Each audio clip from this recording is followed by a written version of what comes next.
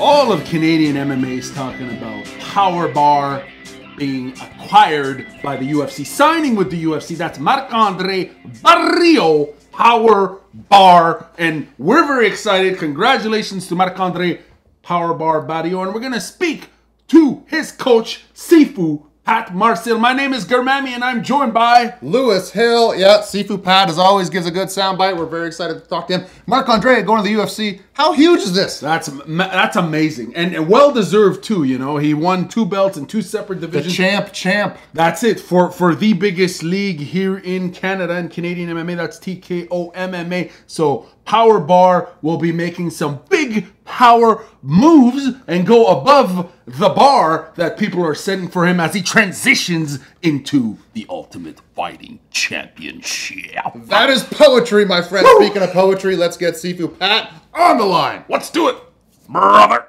We are joined by Sifu Patrick Marcil. How goes it, brother? It goes really well, my friend. Right on. There's a lot to talk about. First and foremost, we'd like to talk about Power Bar, Marc-André Barriault Power Bar, joining the UFC. Speak on, tell us about that. I'm very happy. I'm excited, and I'm very proud of him. So I'm proud of him. I'm happy about that happening. It's a very small percentage of people that get to make it as fighters, and I'm excited for him. Happy for him as well for his future, and I'm happy for my team as well because it just kind of I had a lot of guys that were motivated, and now with this happening, it lights a big fire under the butt of a lot of guys who they want to go and join him up. Absolutely. I mean, you guys got a powerhouse team there as well, and it's a case of iron sharpening iron, right? Like with Marc-André, and you're bringing Zach Powell over there. You have all your you got like half the TKO card on a regular basis. Cedric got signed with TKO now because he wants to fight again after his last one where he replaced at 1 day's notice. So Cedric is signed and got a head kick knockout. That's wild. Well, I guess the question everyone wants to know is with Marc-André signing, when's he going to fight? Yeah. Who's he going to fight? They don't have anybody yet. They did tell us that they want him to do his debut early 2019. So we're probably going to find out about his first fight in the UFC early next year, so in a couple of months. Wild. Is there anybody you guys want? Like, are you guys picking out fighters already? No, I think they take care of all of that. I know Marc-André was active on on the social media a lot with that Eric Enders guy that Marc-André was kind of heckling to get one. It was a good strategy to get into the UFC. Yes. And then they were kind of going back and forth together. So, but he's fighting Elias Theodorou, who came in actually last week to train with us on Saturday. That's right. With the gang, so we did all the sparring, grappling with a lot of stuff. So Elias is fighting that guy. So I don't know. Usually, when you start UFC, they'll probably give you another guy who does who's done 1 or 2 fights. Mm-hmm. So we'll wait and see. But Marc-André's had big opposition already in his pro career. You know, some guys get to the UFC, but they kind of handpick their matches all the time. And Marc-André didn't do that. You know, he had a lot of opposition in his career already. You know, fighting the best guys, all the top-ranked guys from the West, out here, out east. So I think he's ready to get the opposition in the UFC. So we'll wait and see who he gets to fight.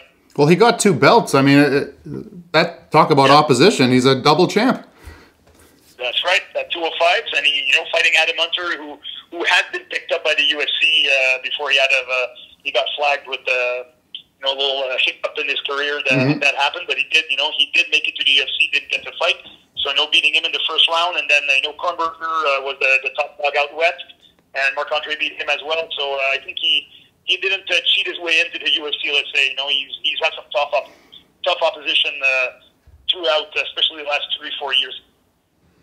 So what's the mood like with Power Bar now that he's made it to the UFC? Can you speak to us about his state of mind and what his game plan is moving forward? Yeah, sure. Marc-André, actually, we did a good training about 2 weeks ago together, like 3 hours on a Monday morning here, and we talked about, he was very focused. Marc-André has always been focused, always been serious, never afraid to step up and take a challenge. So now he's happy, he's excited. At the first few days, he would always tell me that, he feels like it's almost like a dream state, holy moly, okay, it's there. Mm-hmm. But he's always been very focused, very down to earth kind of person. So right now, even before that, after his last fight, we wanted to add, Marc-André wanted to add some kicks to his hands, be able to use his feet a little bit more, because he does kick very hard. He just wants to feel more comfortable with that. He wanted to add a bit more, close range attacks, keep working on all that stuff. So he always wants to improve no matter what. So whether he would have signed with the UFC or not, Marc-André has that mindset where he wants to improve, he wants to stay, work on his strengths, and he also wants to work on his weaknesses all the time. So he's got a good attitude that he doesn't take anything for granted. So right now, his mindset is that he's confident and he wants to do what he did at TKO, which is to win his fights and to put on exciting matches as well. The intense fights with finishes, and that's how you get bonuses, and that's how you get to stay in the UFC as well. Now, what does this mean for, as far as, when the UFC acquires a big Canadian talent like Powerbar, what does that mean for Canada, in your opinion, as far as mixed martial artists in Canada? I think it's very important as far as the new breed. After a couple of years ago, we would have, Patrick Cote, DSP, you'd have Jonathan Goulet, you would have all these guys, David Loiseau. We had a lot of people from Quebec and Canada in the UFC. Now we kind of had a little drop there where it was, you do CH, had the Breeze, Elias, Misha Kokina, but we didn't have a lot of people, especially I think from the Quebec side. The big UFC place for a lot of long years was Montreal. We go to Montreal, all the Quebec guys fight, and they had a lot of success with that, and Quebec was kind of a hotbed for MMA.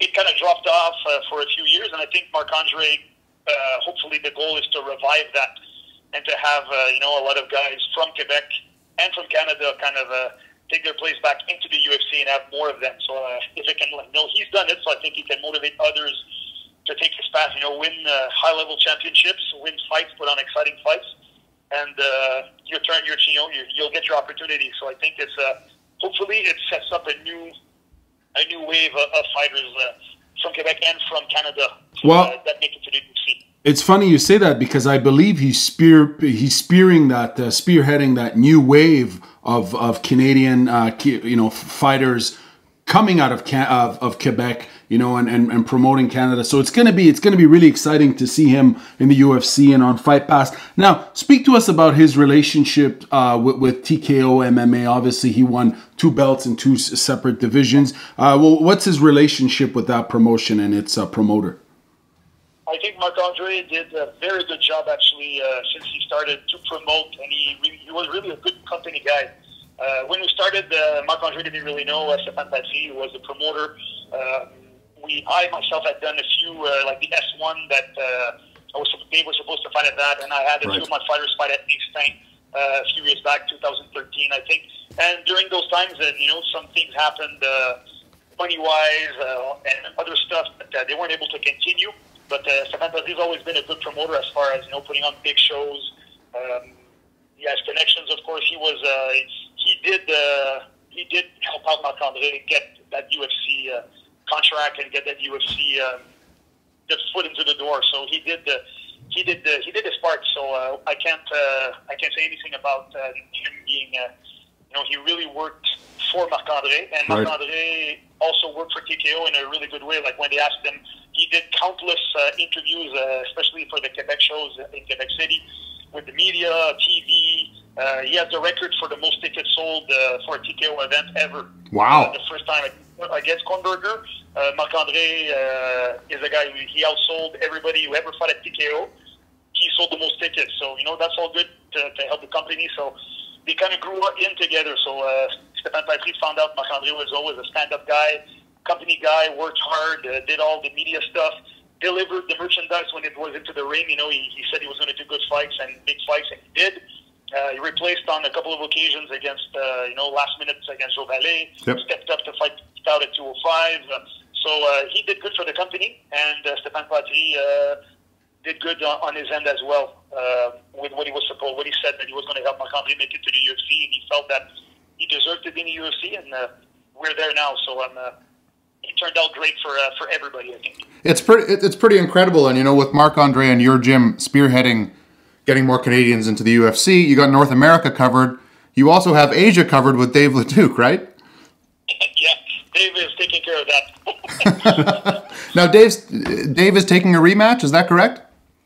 That's right. So Tun Tun Min, the first that was actually he was the top dog in Lethwei for a very long time.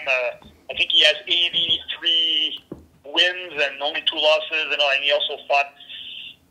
He's been like the top dog there for a long time. And when Dave fought 2-2, the first time at 175, Tun Tun Min had challenged Dave. So in a second only Lethwei fight, he fought Tun Tun Min. That was a really big fight, a really intense fight, and there was a draw. In Lethwei, there's no points. Right. So the third fight that Dave did, that's the one Dave dropped him a few times and busted his leg with a lot of those stomp kicks and side kicks, and that's where Dave won the belt. Since then, Dave, I think, has defended his belt 6 times, with all against different champions from all over the globe. And Tun Tun Min had to take some time off because of that knee injury. Then he came back. He's won his last 3. And he did challenge Dave for a rematch. He's been wanting to fight again for a long time. He's not happy, of course, being Myanmar's own and Burmese and all that. So he's been really wanting a rematch.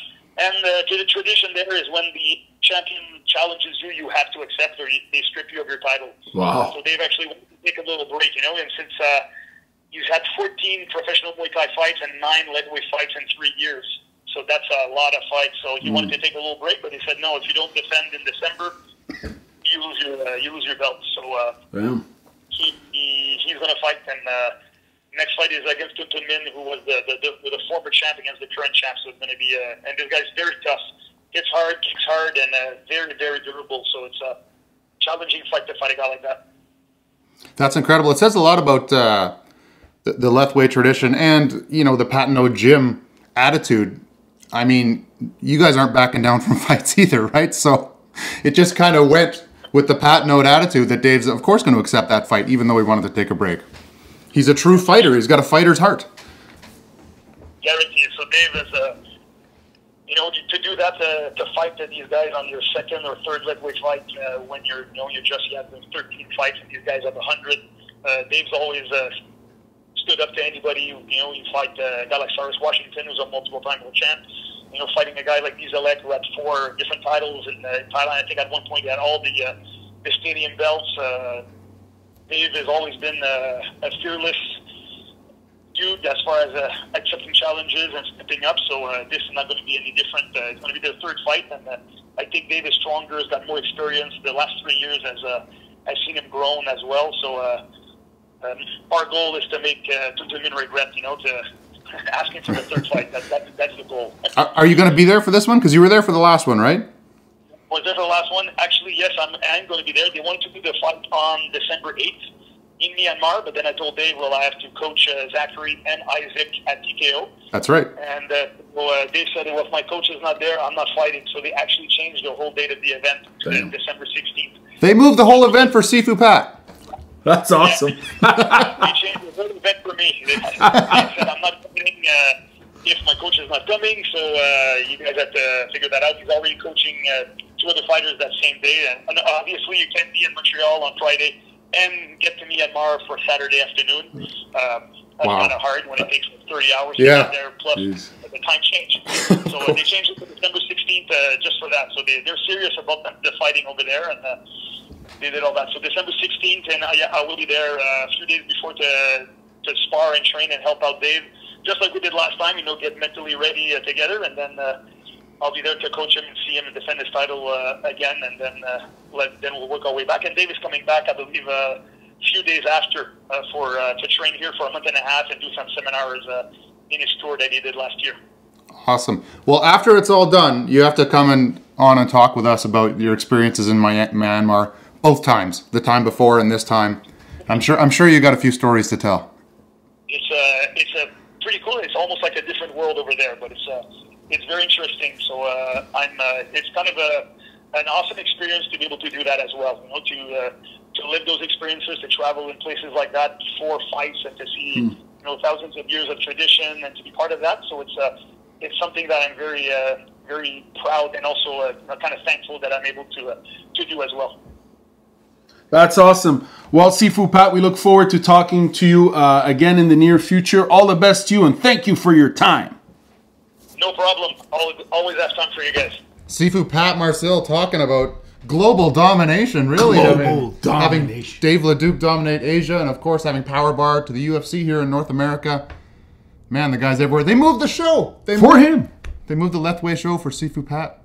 Hey, man, it's a Sifu. Makes sense. And he's one hell of a coach. He's one hell of a coach. One hell of a communicator. We love speaking to him, and we look forward to having him on again to talk about his journey, as you had mentioned, going to Burma or Myanmar.